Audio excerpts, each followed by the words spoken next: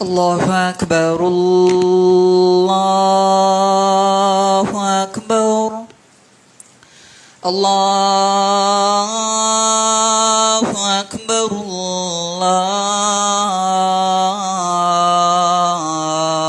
الله أكبر أشهد أن لا إله إلا الله أشهد أن لا إله إلا الله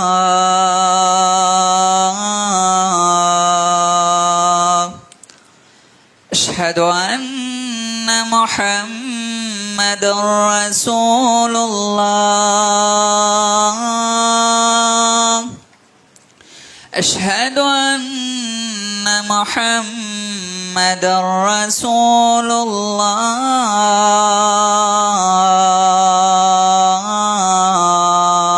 الله حي على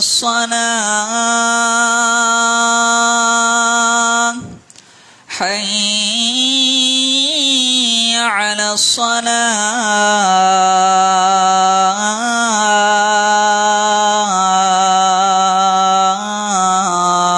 الصلاة حي على الفلاح حي على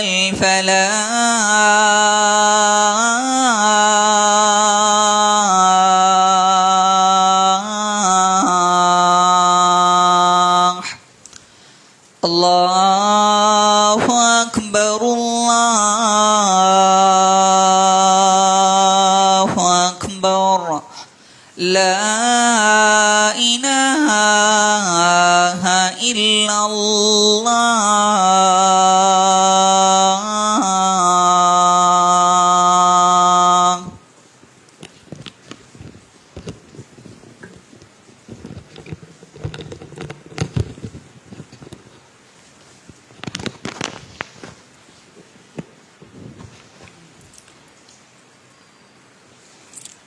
الحمد لله رب العالمين نحمده ونستعينه ونستغفره ونؤمن به ونتوكل عليه ونعوذ بالله من شرور أنفسنا ومن سيئات أعمالنا من يهده الله فلا مضل له ومن يضلل فلا هادي له ونشهد أن لا إله إلا الله ونشهد أن محمدا عبده ورسوله اللهم صل على محمد وعلى آل محمد كما صليت على إبراهيم وعلى آل إبراهيم إنك حميد مجيد اللهم بارك على محمد وعلى آل محمد كما باركت على إبراهيم وعلى آل إبراهيم إنك حميد مجيد أما بعد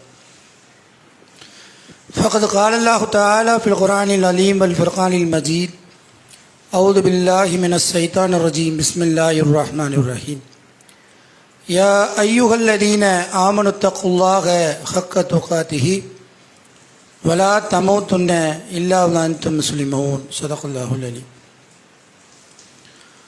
அளவற்ற அருளாளனும் நிகரற்ற பேரன்புடையவனுமாகிய அந்த அல்லாஹுவிற்கே புகழ் அனைத்தையும் உரித்தாகியவனாக வல்ல ரஹ்மானின் சாந்தியும் சமாதானமும் அகிலத்திற்கெல்லாம் அருட்கொடையாய் வந்துதித்த அன்புக்குரிய பெரியோர்களே, தாய்மார்களே, சகோதர சகோதரிகளே, அல்லாஹுடைய கருணையினால் சிறப்பு வாய்ந்த ஜும்மாவுடைய நாளில் அல்லாஹுடைய இல்லத்திலே கூடி அவனை வணங்கி வழிபட வேண்டும் என்ற உயர்ந்த நோக்கத்திற்காக வருகை தந்திருக்கிறோம். இன்றைய ஜும்மாவில் திருமறை திருக்குரானில் இருந்தும் நபிகள் நாயகம் ஸல்லல்லாஹு அலைஹி வஸல்லம் அவர்களுடைய போதனைகள் இருந்தும் ஒரு சில செய்திகளை நம்முடைய வாழ்வின் படிப்பினைக்காக இன்ஷா அல்லாஹ் பார்க்க இருக்கிறோம். அன்புக்குரியவர்களே, இஸ்லாமிய சமுதாயத்தை பொறுத்தவரை ஒரு பெரும் ஜமாத், பெரிய கூட்டம் இஸ்லாத்தை பற்றி எந்த விதமான ஒரு அக்கறையும் இல்லாமல் ஏதோ வாழ்க்கைகளை பார்க்குறோம். அதே நேரத்தில் இஸ்லாமிய மார்க்கத்தை பின்பற்ற வேண்டும், வணக்க வழிபாடுகளை முறையாக பேண வேண்டும், அல்லாஹ்வுக்கு அடிபணிந்து வாழ வேண்டும் என்று எண்ணுகிற நம்மை போன்ற மக்களிடத்தில் இந்த ஒரு பகுதி கவனமற்றவர்களாக இருக்கிறோம். இஸ்லாம் என்பது முழு வாழ்க்கை திட்டம். அதில் நம்ம வணக்க வழிபாடுகளில், இன்ன பிற செயல்களில், கொள்கைகளில் நம்ம சரியாக இருக்கிற நாம வாழ்க்கையில் கடைபிடிக்க வேண்டிய சில அம்சங்களில் அசட்டையாகவோ அல்லது கவனமற்றவர்களாகவோ அல்லது அதை ஒரு பொருட்டாகவோ நினைக்காமல் வாழ்ந்து கொண்டிருக்கிற காட்சியை பார்க்குறோம். ஆனால் இது அல்லாஹ்விடத்திலிருந்து நம்மை தூரப்படுத்தும், அந்நியப்படுத்தும். இது அல்லாஹ் ரப்புல் ஆலமீன் இடத்திலிருந்து நம்முடைய அல்லாஹ்வுடைய நெருக்கத்தை விட்டு நம்மை தூரமாக்கும் என்கின்ற செய்தியை நாம் உணர கடமைப்பட்டிருக்கிறோம். அன்புக்குரியவர்களே, அல்லாஹு தாலா இந்த மனிதர்களை படைத்திருக்கிற அல்லாஹ் மனிதர்களை ஒவ்வொருவரையும் ஒவ்வொரு சிறப்புக்குரியவர்களாக ஆக்கியிருக்கான். சில பேரை பார்த்தீங்கன்னு சொன்னால் கல்வியாளர்களாக இருக்கிறார்கள், சில பேர் படிக்காமல் இருக்கலாம், சில பேர் வியாபாரத்திலே பெரிய அளவில் பிஸ்னஸில் பெரிய வசதி படைத்தவர்களாக பெரிய நிறுவனம் நடத்தக்கூடியவர்களாக இருக்காங்க. அவங்களுக்கு கீழே நூற்றுக்கணக்கான பேர் பணியாற்றக்கூடிய பணியாளர்களாக இருக்காங்க. அது மாதிரி பார்த்தோன்னு சொன்னால் நிர்வாகத்திறன் சிலர்கிட்ட இருக்கிறத பார்க்குறோம். அது மாதிரி உடல் வலிமையிலே சிலர் சிறந்து விளங்குவார்கள், சிலர் பலகீனமாக இருப்பாங்க. இப்படி நீங்கள் எடுத்துக்கொண்டால் பல்வேறு துறைகள் ஒவ்வொரு மனுஷன்ட்டையும் அல்லாஹ் ஒரு சிறப்பை கொடுத்துருக்கான், ஒவ்வொரு அம்சத்தை அல்லாஹ் வழங்கி இருக்கிறான். பெண்களை நீங்கள் எடுத்துக்கொண்டால் கூட ஒவ்வொரு பெண்கள் மத்தியிலே ஒவ்வொரு விதமான சிறப்பம்சம் இருக்கும். ஒருவர் வீட்டை நல்ல நிர்வாகம் செய்வார், குழந்தை வளர்ப்பில் எக்ஸ்பர்ட்டாக இருப்பார், குடும்பங்களை அனைவருடைய உறவுகளையும் அரவணைத்து செல்லக்கூடியவராக இருப்பார். இப்படி பல்வேறு வகையில் ஒவ்வொருத்தரையும் ஒவ்வொரு சிறப்புகளை அல்லாஹ் வழங்கியிருக்கிறான். அல்லாஹு தாலா திருக்குரானில் சூரத்து ஜுஹ்ரூஃப் என்று சொல்லக்கூடிய 43வது அத்தியாயத்தில் 32வது வசனத்தில் சொல்லுகிறான், இவைகளையெல்லாம் நான் தான் தந்தேன். உங்களுடைய அந்த வாழ்க்கை வாழ்வாதாரத்தை நீங்கள் பகிர்ந்துக்க முடியாது, நான் தான் அமைச்சோங்கிறான். அல்லாஹ் தான் நம்மளை ஒவ்வொருவரையும் இப்படிலாம் வச்சிருக்கிறான். நம்மள்ட்ட இப்போ என்னவெல்லாம் தந்திருக்கிறானோ அல்லாஹ் அதை தந்து நம்மை ஒரு நிர்வாகத்தில் வச்சிருக்கான், நமக்கு கீழே பணியாற்றக்கூடியல வச்சிருக்கான். சிலரை கல்வியாளர்களாக வச்சிருக்கான், சிலரை பொறுப்புதாரிகளாக அல்லாஹ் நியமிச்சிருக்கிறான். இது அல்லாஹ் தான் ஏற்படுத்தினாங்கிறான். இதுக்கு காரணத்தையும் அல்லாஹ் சொல்கிறான். சிலரை நீங்கள் பணியாட்களாக அமர்த்தி கொள்வதற்காக அல்லாஹ்வுடைய ஏற்பாடு. எல்லாரும் ஒரே ரேஞ்சில் இருந்தால் உலகம் இயங்காது. அப்போ அல்லாஹ் அதுக்கு என்ன ஏற்பாடு செய்கிறான்? சிலருக்கு உழைக்கக்கூடியவர்களாக இருக்கார்கள், சிலர் முதலாளிகளாக இருக்காங்க. அப்போ இந்த மாதிரி பல்வேறு அம்சங்களை வழங்கிய அல்லாஹ் நம்மிடத்தில் எதிர்பார்ப்பது என்ன, குறிப்பாக மூமினிடத்தில் எதிர்பார்ப்பது என்ன என்று சொன்னால், இதை பெற்றிருக்கிற நாம் தன்னடக்கத்தோடு பணிவாக வாழ வேண்டும். இதை அல்லாஹ் விரும்புகிறான். இது மார்க்கத்திலே அதிகம் அதிகம் வலியுறுத்தக்கூடிய ஒரு விஷயமா இருக்கு. எதையெல்லாம் நம்மளுக்கு அல்லாஹ் கொடுத்துருக்கிறானோ அதை வைத்து பணிவாக தன்னடக்கமாக இந்த உலகத்தில் வாழணும். அன்புக்குரியவர்களே, அப்போ இந்த மாதிரி தான் நாம் வாழுகிறோமா, தன்னடக்கத்தோடு தான் நம்ம வாழ்க்கையில் நடந்து கொள்கிறோமான்னு சொன்னால், பொதுவாகவே பார்த்தீங்கன்னா திருக்குறானை நம்ம திருப்பணும்னு சொன்னால் அல்லாஹ் தஆலா நீங்கள் எடுத்து பார்க்கணும். இந்த மாதிரி சொல்லுகிற பொழுது செய்திகளாக கேட்டோன்னு வைங்க, அதோட உரை மாதிரி நமக்கு இருக்கும். இது நம்மை நோக்கி பேசுகிற கட்டளை, அல்லாஹ்வுடைய கட்டளை. அப்போ அந்த குர்ஆன் வசனம் ஞாபகப்படுத்தினா நம்ம ஜும்மாவுக்கு பின்னால் அவைகளோடு நாம் கலக்கணும். அந்த குர்ஆன் வசனத்தை நம்ம எல்லாத்துலேயும் மொபைலில் குர்ஆன் இருக்குது, அல்லது வீடுகளில் தமிழாக்கம் இருக்குது, அலுவலகத்தில் இருக்குது, எடுத்து நம்ம பார்த்தா தான் நம்மகிட்ட வேலை செய்யும். அன்புக்குரியவர்களே, அப்போ நம்ம எடுத்து பார்க்குற பொழுது சூரத்து ஃபுர்கான் 25வது அத்தியாயத்தில் 63வது வசனம் ஸ்டார்ட் பண்ணும்போது அல்லாஹ் எப்படி ஸ்டார்ட் பண்ணுறான்? இபாதுர் ரஹ்மான் அல்லதி, என்னுடைய அடியார்கள் இந்த பூமியில் எப்படி இருப்பார்கள் தெரியுமா? பணிவோடு நடப்பார்கள். நிறைய விஷயத்தெல்லாம் ஒன்றரை பக்கத்துக்கு அது இருக்கும் பாருங்க, பல அம்சம் அதில் சொல்லப்படுது. ஃபஸ்ட்டு சொல்கிறது என்ன? பணிவாக நடப்பார்கள். குர்ஆனை நீங்கள் திருப்பி பார்த்தீங்கன்னா, ருக்கு செய்பவர்களோடு ருக்கு செய்யுங்கள், வறுக்கவும் மஹர்ராக்கிஹீன், பணிபவர்களோடு நீங்கள் பணியுங்கள். பணிகிறது என்னங்க? அல்லாஹ்வுக்கு பணிவது ஒன்று, இன்னொன்று என்ன? வாழ்க்கையில் பணிவாக நடக்கணும். எல்லா நேரத்திலும் பணிவாக நடக்கும். 24 மணி நேரமும் நம்முடைய பணிவு நம்ம இடத்துலேருந்து வெளிப்பட வேண்டும். இதை அல்லாஹ் விரும்புகிறான். ஆனால் என்ன ஒரு பிரச்சனை அப்படின்னு சொன்னால், பூமியினுடைய பண்பா அல்லாஹ் சொல்கிறான், பூமியில் பணிவாக நடப்பாங்க என்று அல்லாஹ் சொல்லுகிறான். ஆனால் என்ன ஒரு பிரச்சனை அப்படின்னு சொன்னால், நம்ம எல்லாருமே நம்மகிட்ட கேட்டால் நான் பணிவாகத்தான் நடக்கிறேன். நம்ம அந்த பணிவுக்கு மீறி வாழ்ந்து கொண்டு யார்கிட்ட கேட்டாலும் அல்லது நம்ம மனசில் நம்ம உள்ளத்தில் எப்படி இருக்கும்னா, நான் பணிவாக தான் நடக்கிறேன், நான் தன்னடக்கமாக தான் வாழ்றேன், நானெல்லாம் அப்படி நடப்பதில்லை, நானெல்லாம் பெரிய அளவில் அப்படிலாம் பண்ணுறதில்லை என்று தான் ஒவ்வொருவரும் எண்ணுகிறோம். ஆனால் அதை எப்படி நிரூபிக்கிறது? அன்புக்குரியவர்களே, இந்த பணிவாக நடப்பது என்பது, தன்னடக்கமாக இருப்பது என்பது நம்மை விட வசதியானவர்கள்ட்ட, நம்மை விட அதிகாரத்தில் இருப்பவங்கள்ட்ட, நம்மை விட ஒரு நிர்வாகத்தில் இருப்பவர்கள்ட்ட இருக்கிறது இல்லை. செல்வந்தர்கள் முன்னால் இருப்பதற்கு பேர் பணிவில்லை, அது ஆட்டோமேட்டிக்காக இருப்போம். ஒரு அதிகாரி முன்னால் இருக்கிறதுக்கு பேர் பணிவு கிடையாது. ஒரு காவல்துறையில் ஒரு பேச போகிற ஒரு இடத்துல அங்கே போய் நம்ம அகங்காரத்தை காட்டுவோமா? அங்கே கொஞ்சம் பணிவாக கரெக்டாக தான் பேசுவோம். நமக்கு மேலே இருக்கிறவர்கள் அவங்கள்ட்ட நம்ம எப்படி நடந்துக்குவோம்? கொஞ்சம் பணிவாக நடந்துக்குவோம். ஆனால் இந்த பணிவை மார்க்க இது சொல்லலை. இதுவும் பணிவு தான். எல்லாரிடத்துலையும் இருக்கணும். எல்லா சக மனிதனிடத்துல இருக்கணும், மனைவி இடத்துல இருக்கணும், குழந்தைகளிடத்துல இருக்கணும். பணிவாக நடப்பது என்பது என்னங்க? தன்னடக்கத்தோடு வாழ்வது என்பது என்ன? எந்த இடத்திலும் அகங்காரத்தை காட்டணும். ஏன் காட்டக்கூடாது? அதுக்குள்ள நம்ம ஏகத்துவம் என்றால் குறுகிய ஒரு வட்டத்தை வச்சிருக்கோம். நம்ம பறந்து விரிந்த பொருள் அது. தௌஹீத் என்பதுங்க பறந்து விரிந்த பொருள். அதில் ஒன்று என்ன தெரியுங்களா? அதாவது நம்ம தர்காவுக்கு போகாமல் இருக்கிறது, பிறரை வணங்காமல் அல்லாஹ்வை வணங்குவது என்பது உச்சபட்சம். அதில் பல கிளைகள் இருக்குது. அதில் ஒன்று என்னன்னா, நான் தன்னடக்கமாக நடப்பது எனக்கு வலியுறுத்துதுன்னா ஏகத்துவத்தை சொல்லு. எனக்கு மேலே ஒருவன் இருக்கிறான். நான் ஏன் இப்படி பணிகிறேன் தெரியுமா? நான் ஏன் இப்படி கனிவாக நடக்கிறேன் தெரியுமா? நான் ஏன் இன்மகத்தோடு நடக்கிறேன் தெரியுமா? நான் ஏன் அதாவது என்னுடைய வேகத்தை நான் பலகீனத்தை காட்ட மாட்டேங்கிறேன் தெரியுமா? காட்ட என்னால் முடியும். எனக்கு மேலே ஒருத்தர் இருக்கிறான், எனக்கு மேலே ஒருவன் இருக்கிறான். நான் அல்லாஹ் மூமினிடத்திலே மனிதர்களிடத்திலே விரும்பக்கூடிய ஒரு பண்பு என்ன தெரியுங்களா? அப்து, அடிமைதான். அல்லாஹ் மனுஷனுக்கு கொடுக்குற பெரிய சர்டிபிகேட் என்னங்க? அடிமைத்தனம். அப்து தான். அதனால தான் பாருங்க, அஸ்ராஃபி அப்தி லைலம் மினல் மஸ்ஜிதில் ஹராம். ஒரு இரவிலே தன்னுடைய அடியாரை, தன்னுடைய அடிமையை அல்லாஹ் அழைத்து சென்றான் ரசூலுல்லாஹ் சொல்றான். ரசூல் ஸல்லல்லாஹு அலைஹி வஸல்லம் அல்லாஹ் கொடுக்குற பெரிய உயர்வு என்ன? தன்னுடைய அடிமை, அப்து, அடியார் என்று சொல்லுகிறான். அப்ப அந்த பண்பை நிரூபிக்கிறது என்னங்க? நான் அடிமை, எனக்கு மேலே ஒரு எஜமான் இருக்கான். அதனால் நான் என்ன செய்ய முடியாது? என் இஷ்டத்துக்கு நான் ஆட முடியாது, என் இஷ்டத்துக்கு நான் தன்னடக்கம் இல்லாமல் நடக்க முடியாது, நான் பெருமை கொள்ள முடியாது. நான் பணிவாக நடக்க கட்டளையிடப்பட்டிருக்கிறேன் என்பதை, என்ற ஏகத்துவத்தை எடுத்துரைக்கிறது இந்த பணிவு என்பது. அன்புக்குரிய நல்லடியார்களே, அப்போ இந்த வாழ்க்கையில் இந்த பணிவுடன் நாம் நடக்கிறோமா என்பதை நீங்கள் சிந்தித்து பாருங்கள். அல்லாஹுடைய இதுக்கு நமக்கு பெரிய முன்மாதிரியாருங்க நபிகள் நாயகம் ஸல்லல்லாஹு அலைஹி வஸல்லம். அவங்க நமக்கு பாடம் நடத்தி விட்டு சென்றிருக்கிறார்கள். அவங்க பெருமை அடிக்கிறதா இருந்தா, அவங்க உயர்வு பேசுவதாக இருந்தா யாரை பேசலாம்? அவங்களுக்கு அந்த எல்லா தகுதியும் அல்லாஹ் வழங்கி இருந்தான். அல்லாஹுடைய தூதராக இருந்தாங்க, ஆட்சி தலைவராக இருந்தார்கள். அவர்கள் அந்த மக்களுக்கு கட்டளை இட்டால் என்ன வேண்டுமான உயிரை கொடுக்க சொன்னால் உயிரை கொடுப்பார்கள். அப்படிப்பட்ட தலைவராக இருந்து கொண்டு அவங்க எப்படி நடந்தாங்க? பணிவை வாழ்க்கையில் எந்த இடத்திலும் அவர்கள் உயர்வை காட்டு, வாழ்க்கையில சாமானியமாக சாதாரணமாக நடந்தார்கள். இன்னைக்கு அந்த ஒரு குணம் நம்ம இடத்துல இல்லை, பெண்களிடத்துல இல்லை. பக்கத்தில் இருக்கிறவங்கள்ட்ட நம்ம என்ன செய்யறது இல்லை? ஒரு பணிவா நடக்கிறது இல்லை. குடும்பத்தில் நடக்கிறது இல்லை.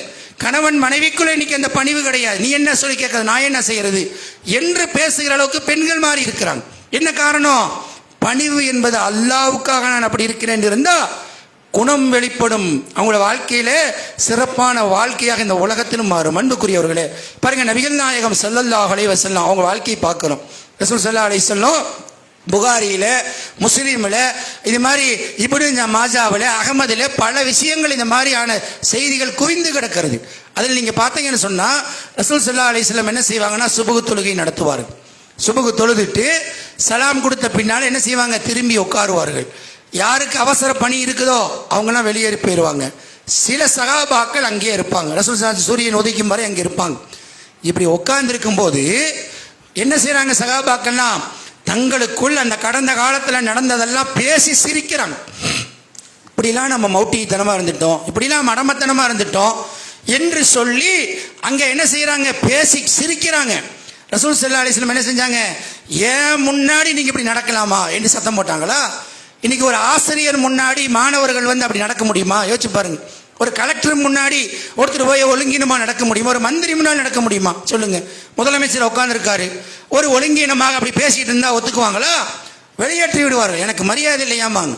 ரசூலுல்லாஹி ஸல்லல்லாஹு அலைஹி வஸல்லம் அமர்ந்திருக்கிறாங்க, சகாபாக்கள் இப்படி பேசிக்கிட்டு இருக்கிறாங்க, புன்னகை போக்குறார்கள் ரசூலுல்லாஹ். அப்ப எந்த அளவு நானும் உங்களில் ஒருவன் தான். நானும் இப்படிதான் நீங்கள் வாழ வேண்டும். தனியாக உங்களுக்கு கிரீடம் மேலே ஏறல, நம்ம என்ன நினச்சிக்கிறோம், காசு இருந்தால் இல்லாதவரை பார்த்தால் ஒரு ஏளனமாக பார்க்குறாங்களா? இன்னைக்கு சமூகத்தில் இருக்காது. வணக்க வழிபாடு இருக்குது, வருஷம் உம்ரா இருக்குது, காசு இருக்குது, பணம் இருக்குது, ஏழை பார்த்தால் பார்வை வேறு. அதே போல படித்தவர்கள் படிக்காம ஒருவர் மடத்தனமாக இருக்கிறார், அவரை பார்த்தா ஒரு விதமான நமட்டு சிரிப்பு நம்மகிட்ட வருது. ஒரு கேவலமாக பார்க்க, அவர் செய்யக்கூடிய தவறை கேவலமாக பார்க்காது. நாங்கள் படிச்சுட்டோம், நாங்கள் படிப்பு இருக்குது, தனியாக உட்கார்றது, தனியாக செய்கிறது, அதிகாரம் இருந்தால் மற்றவர்களை கீழே சேர்த்துவதில்லை, இப்படிலாம் பார்க்குறோமா இல்லைங்களா? அப்போ இதெல்லாம் ரசூல் ஸல்லல்லாஹு வாழ்க்கையில் நீங்கள் பாருங்கள். தன்னடக்கத்தை பணிவை தந்து நான் அல்லாஹ்வுடைய அடிமைதான், அப்படிதான் நீங்கள் வாழ வேண்டும் என்று நமக்கு போதிக்கிறாங்க. அன்புக்குரியவர்களே, ஒரு நாள் ரசூலுல்லாஹி ஸல்லல்லாஹு அலைஹி வஸல்லம் பள்ளிவாசலுக்கு வர்றாங்க. பார்த்தா அந்த சோற்றிலே எச்சில் ஏதோ ஒன்று பட்டு இருக்குது. எச்சில் துப்புவதற்கு மார்க்கத்தில் வழிமுறை இருக்குது. கிபிலா பக்கம் துப்பக்கூடாது, இந்த மாதிரி சில வழிமுறைகள் இருக்குது. சளி அங்கே ஆயிருக்குது, எச்சி பட்டு இருக்குது. ரசூல் ஸல்லல்லாஹு அலைஹி வஸல்லம் யாரையாவது கூப்பிட்டு உடனடியாக சுத்தம் செய்யுங்கன்னு சொன்னால் ஓடோடி செய்வார்கள். ஆனால் என்ன செஞ்சாங்க? நீங்கள் ஹதீஸ் எடுத்து பாருங்க, தான் போய் சுத்தம் செய்கிறார்கள். செய்யணுமா?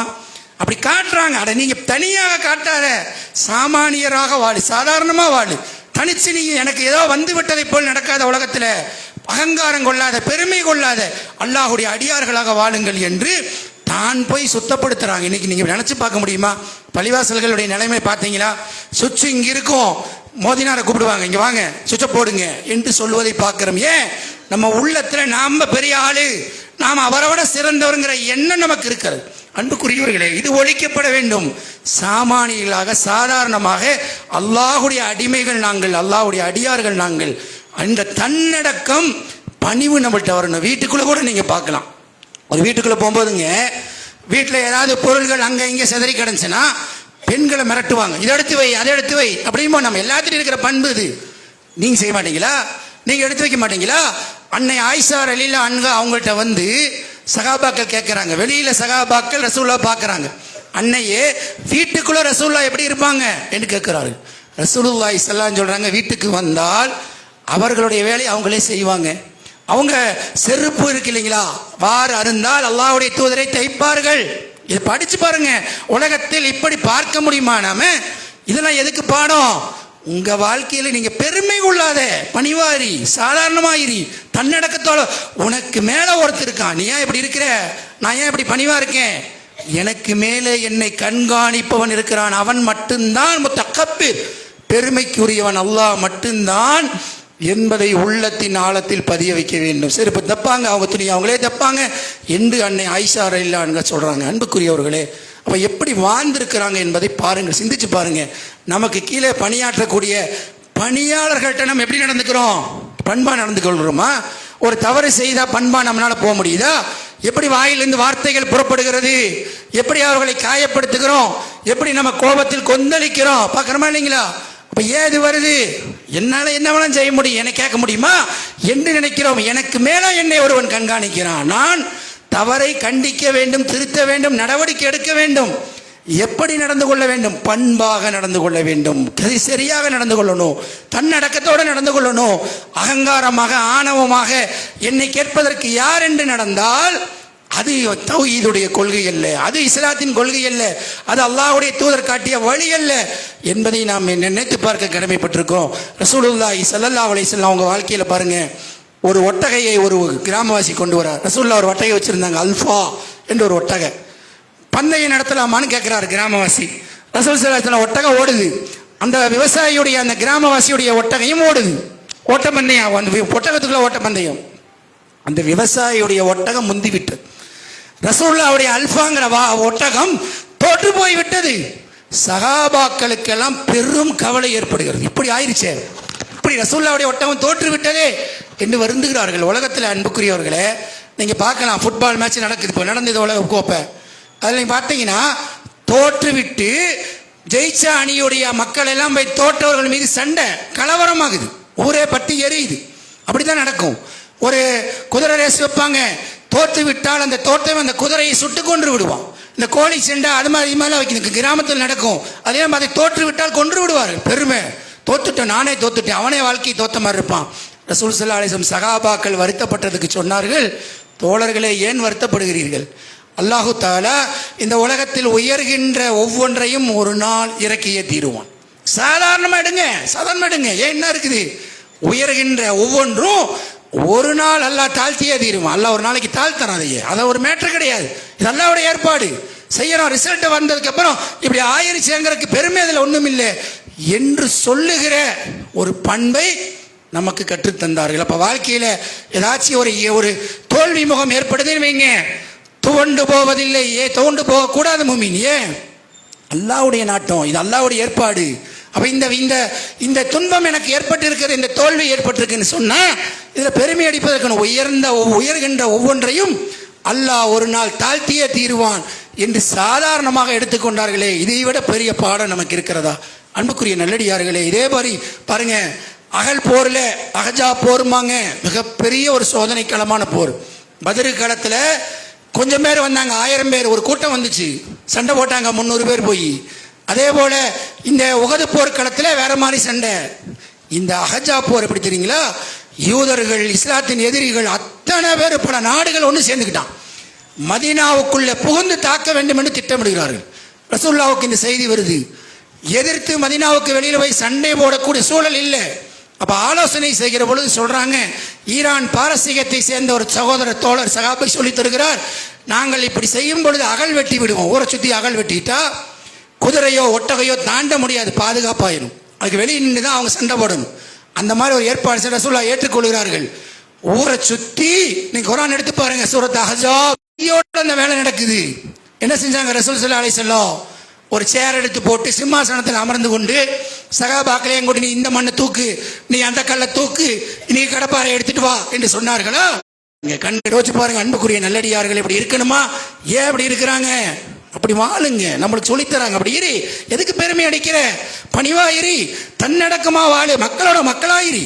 உனக்கு அதிகாரம் இருக்குது, நிர்வாகம் தெரியும், அப்பதான் நீ நிர்வாகி, அப்பதான் நீ அந்த பொறுப்பு. அதுக்கு தாண்டி விட்டால் நீயும் மக்களோட மக்களாகிறீ.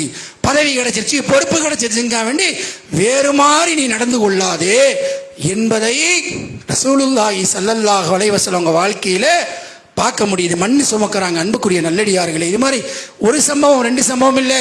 பாருங்க, ஒரு சம்பவத்தை ரசூலுல்லாஹி ஸல்லல்லாஹு அலைஹி வஸல்லம் அவங்கள பார்க்கறக்கு ஒருத்தர் வர்றார். வந்தா ரசூலுல்லாஹ்வோடு அதாவது மன்னர்னா பயந்துக்குவாங்க, ஏதாச்சும் பண்ணிடுவாங்களான்னு. அவர் நடுங்கிட்டே நிற்கிறார். ரசூலுல்லாஹ் சொல்றாங்க, பயப்படாதீர்கள், காய்ந்த இறைச்சியையும் சில ரொட்டிகளையும் சாப்பிட்டு வளர்ந்தவன் தான் நான், குறைசி குலத்துடைய பெண்ணு தான், மகன் தான் நான் ஆடு மேய்த்தவன் தான் நான் என்று அந்த மக்களை சாதாரணமா இருங்க என்று ஆறுதல் படுத்துகிறார்கள். சொன்னா எப்படி வாழ்ந்திருப்பாங்கன்னு பாருங்க. அங்கிருந்து யாராவது வெளியூர்லேருந்து வந்தா, ரசூல் ஸல்லல்லாஹு அலைஹி வஸல்லம் சகாபாக்களும் இருந்தா, வந்தவங்க கேட்பாங்களாமா, உங்களில் யார் முகம்மது? யாருன்னே தெரியல. அப்போ அந்த மாதிரி வாழ முடியுமா? யோசிச்சு பாருங்க. யாருன்னு தெரியல. நீங்கள் ஒரு கவுன்சிலரை பார்க்க போங்க ஆஃபீஸுக்கு, கேட்கணுமா இதில் யார் கவுன்சிலர்னு கேட்கணுமா? ஒரு பள்ளிவாசலுக்கு போங்க, மொத்த வழி யாருன்னு கேட்கணுமா? தனியாக ஒரு ஜாம்பி மற்ற உட்காந்துருக்குறோம், நம்ம நடைமுறை வச்சிருக்கிறோம். ரசூல் ஸல்லல்லாஹு அலைஹி வஸல்லம் அப்படி வைக்கல, அப்படி வாழலை, சாதாரணமாக வாழ்றாங்க. இப்படி இருங்க, அல்லாஹ்வுடைய அடிமைகளாக இருங்க, தன்னடக்கமாக இருங்க, பணிவாக வாழுங்க என்று நமக்கு வாழ்க்கையில் வாழ்ந்து காண்பித்திருக்கிறார்கள். அன்புக்குரிய நல்லடியார்களே, பாருங்க, இன்னைக்கு சமூகத்தில் ஒரு மாதிரி வாழ்க்கை வாழ்றோம். எப்படி வாழ்றோம்? யாராவது செல்வந்தர் மௌத்தா போயிட்டாங்கன்னு வச்சுக்கோங்க, உடனே என்ன செய்வோம்? கூட்டம் அலமோதும் பார்க்கறக்கு. ராசாமானியமான ஆளு, கண்டுகொள்ளப்படாதவர் மௌத்தா போயிட்டாருன்னு சொன்னால் அந்த குடும்பத்தை சேர்ந்த கொஞ்சம் பேர் இருப்பாங்க. மற்றவங்கள என்ன செய்கிறோம்? அது ஒரு மேட்டராகவே நம்ம நினைக்கிறது இல்லை. பல பேர்த்துல இந்த பழக்கம் இருக்கிறது. அன்புக்குரியவர்களே, ரசூலுல்லாஹி ஸல்லல்லாஹு அலைஹி வஸல்லம் அவங்கள்ட்ட பள்ளிவாசலில் கருப்பு நிறத்தை சேர்ந்த ஒருவர் பள்ளியை சுத்தம் பண்ணக்கூடிய பொறுப்பில் இருந்தார். அவர் என்ன செய்கிறாரு? ரசூலுல்லாஹ் வராங்க, அடுத்த நாள் காணோம். கேட்குறாங்க, இவர் எங்கே அப்படிங்கும்போது, அவர் நேற்று மரணித்து விட்டார், நாங்கள் அவரை அடக்கம் செய்து விட்டோம் அப்படிங்கிறாங்க. ரசூல் ஸல்லல்லாஹு அலைஹி வஸல்லம் கேட்குறாங்க, எங்கிட்ட ஏன் தெரிவிக்கல? எல்லாருக்கும் ரசூலுல்லாஹ் மௌத்தானா அந்த டைமில் அவங்க தானே தொழுகை நடத்தி பிரார்த்திப்பாங்க, அவருக்காக எங்கிட்ட ஏன் சொல்லலை அப்படின்னு கேட்குறாங்க. சகாபாக்கள் சொல்லலை. ஏன் சொல்லலை? அவர் வேலை செய்கிறவர் சாமானியமா, அந்த மனநிலை இப்போ இப்படி இருக்குது, அந்த மாதிரி எடுத்துக்கிட்டாங்க. ரசூல் ஸல்லல்லாஹு அலைஹி வஸல்லம் கேட்டுட்டு விட்டுட்டாங்களா? எங்கே அடக்குனீங்க கேட்குறாங்க. இந்த இடம் தான். நேராக போகிறாங்க, அங்கேயே நின்று பிரார்த்திக்கிறார்கள். அவர் ஏழை, கருப்பரு, வேலை செஞ்சவரும் பார்க்கல, சக மனிதனை மதிக்கிறார்கள். பாருங்க எப்படி நடக்கிறாங்கன்னு பாருங்க. அப்போ இந்த பண்பு நம்மகிட்ட இருக்குதா?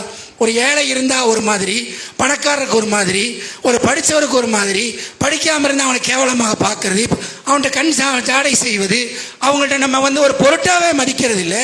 அப்போ இந்த பண்புகளை ஒழிக்கணும் அன்புக்குரிய நல்லடியார்களே. அப்போ பார்க்குறோம் ரசூல் ஸல்லல்லாஹு போய் செய்கிறாங்க, மௌத்தில் அங்கே கேட்டுவிட்டு போய் தொழுகை நடத்துகிறாங்க. அது மட்டும் இல்லை, ரசூல் ஸல்லல்லாஹு பாதை வழியாக வந்தால் சிறுவர்களாக விளையாடி கொண்டிருப்பார்கள். எல்லோருக்கும் சலாம் சொல்லிகிட்டே போவாங்களா ரசூலுல்லாஹ், சலாம் சொல்லிகிட்டே போவாங்க. அதை விடங்க ஒரு பெரிய சம்பவம் என்னன்னா, அனஸ் பின் மாலிக்னு சொல்லக்கூடிய சஹாபி அனஸ் ரலியல்லாஹு ரசூலுல்லாஹ்வுக்கு பணிவிடை செய்வதற்காகவே கூடவே இருப்பாங்க. அவங்களுக்கு வயசே பார்த்தீங்கன்னா 10 வயசு 15 வயசு கூட இல்லை. அவருடைய தம்பி ஒருத்தர் அபு உமைர் என்று சொல்லக்கூடியவர், இவர் ஒரு குருவி, பக்கத்து வீடு குருவி வளர்த்திட்டு இருக்கார் சிறுவர். அது ஒரு நாள் செத்து போய் இறந்து விட்டது. ரசூல் ஸல்லல்லாஹு அலைஹி வஸல்லம் நேராக போய், நம்ம மனுஷனே கேட்க மாட்டேங்கிறோம், போய் அந்த சிறுவர்கிட்ட போய் கேட்குறாங்க, அந்த குருவி என்னாச்சு, அதுக்கு என்னாச்சு, எப்படி இறந்தது, என்ன ஆச்சு என்று யார்கிட்ட கேட்குறா? அந்த அனஸ் ரலியல்லாஹுடைய சகோதரர் அபு உமையர்கிட்ட போய் கேட்ட செய்தி முஸ்லீமிலே இப்னு மாஜாலே பதிவு செய்யப்பட்டிருக்கிறது. அன்புக்குரிய நல்லடியார்கள், அப்போ எப்படி இருந்திருக்காங்க பாருங்க. பெருமை என்றால் என்னவென்று தெரியாத அளவுக்கு வாழ்க்கையிலே பணிவையும் தன்னடக்கத்தையும் நிலைநிறுத்தி சென்றிருக்கிறார்கள் அன்புக்குரிய நல்லடியார். அப்போ இந்த பண்பு ஒரு மூமினிடத்தில் தேவைப்படுகிறது, இன்னைக்கு தேவைப்படுது. இன்னைக்கு அது வருது, அது எப்போ அது வருதோ அல்லாட்ட நம்ம நெருக்கி வைக்கும். ஏன் நம்ம பணிவாக இருக்கோம்? நான் பணிவாக இருக்கிற காரணம் என்னங்க? நான் செல்வந்தரை பார்த்து பயப்படல, கோழைத்தனத்துக்கு பயப்படல, அதிகாரிக்கு பயப்படல. எதுக்கு பணிவாக இருக்கேன்? நான் நடவடிக்கை எடுக்க முடியும். அல்லாவுக்காக பணிகின்றேன், அல்லாவுக்காக நான் பணிந்து போகிறேன், அல்லாவுக்காக தன்னடக்கமாக இருக்கிறேன், என்னால் முடியும். ஏன் இவர் இப்படி இருக்கிறார்? அல்லாஹ்வை அஞ்சக்கூடியவராக இருக்கிறார் என்ற அடிப்படையில் நம்முடைய வாழ்க்கைகளை நாம் மாற்றி அமைக்க வேண்டும் என்பதை உங்களுக்கும் எனக்கும் உபதேசித்தவனாக எனது முதலாவது உரையினை நிறைவு செய்கின்றேன்.